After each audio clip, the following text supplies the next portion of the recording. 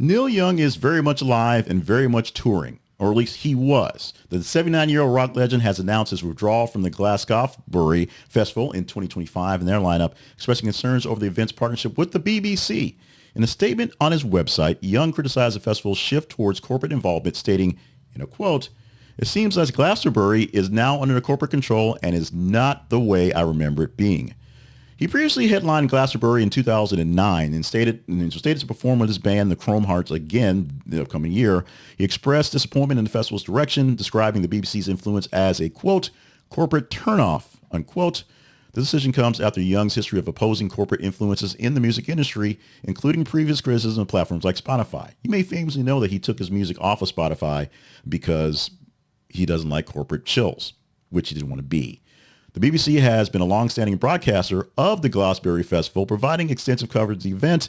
However, Young's recent comments suggest that the nature of the partnership has evolved in ways in conflict with his principles. He also stated that we were told that the BBC was now a partner in Glastonbury and wanted us to do a lot of things in a way we were not interested in, end quote.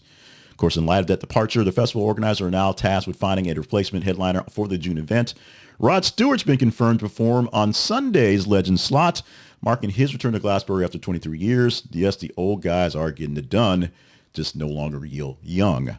Young's decision underscores the ongoing tensions between artists and perceived commercialism in music festivals. Unfortunately, music festivals is the only way that artists are making money these days, so that's where the schism really gets stuck. As the industry continues to evolve, such actions highlight the challenges in balancing artistic integrity and corporate partnerships. We hope that Neil Young can come to some terms with touring because people want to see him. They're paying money, and I'm sure he could use some more money. Not that he's doing bad for it, but money and tours are the only way that people actually make any actual cash these days. Henceforth, he's not on Spotify because he's not making any money from it, and everyone gets to hear stuff for pennies on the dollar, and he gets a penny off those pennies off the dollars. Neil Young has a point.